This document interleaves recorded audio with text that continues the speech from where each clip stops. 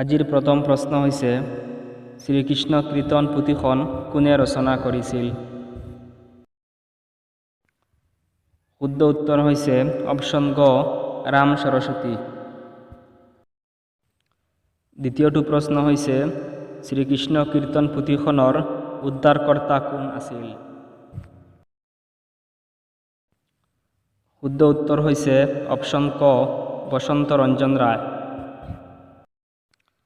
তৃতীয়টো প্ৰশ্ন হৈছে শ্ৰীকৃষ্ণ কীৰ্তন কাব্যখনত কিমানটা শ্লোক আছে?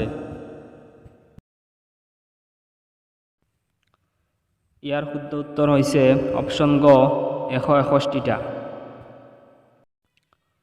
পিছৰ প্ৰশ্নটো হৈছে শ্ৰীকৃষ্ণ কীৰ্তন কাব্যখনত কিমানটা শব্দ আছে?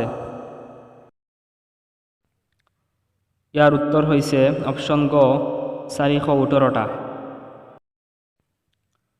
প্ৰহ্লাদ চৰিত্ৰ গ্ৰন্থখন কোনে ৰচনা কৰিছিল? শুদ্ধ উত্তৰ হৈছে অপশ্যন খ হেম সৰস্বতী। কথা গীতা গ্ৰন্থখন কোনে ৰচনা কৰিছিল?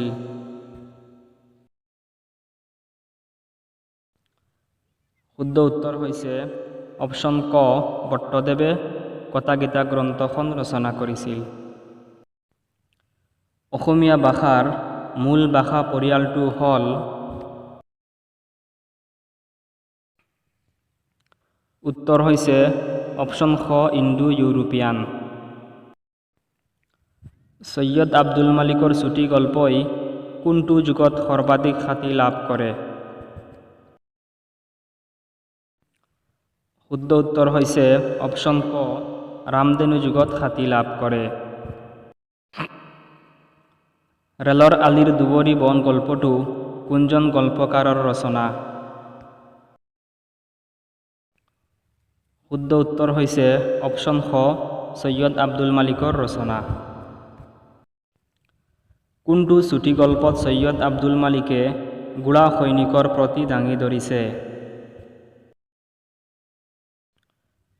শুদ্ধ উত্তৰ হৈছে অপশ্যন গ যীশুখ্ৰীষ্টৰ ছবি চুটি গল্পত। বেদনা উল্কা কবিতা পুথিখনৰ ৰচক কোন?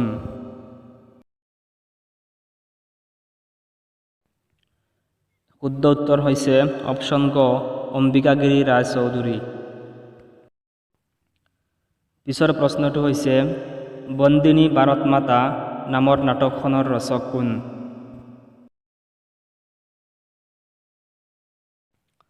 উত্তৰ হৈছে অপশ্যন ক অম্বিকাগিৰি ৰায়চৌধুৰী। শেষৰ প্ৰশ্নটো হৈছে তলৰ কোনখন অম্বিকাগিৰি ৰায়চৌধুৰীৰ নাটক?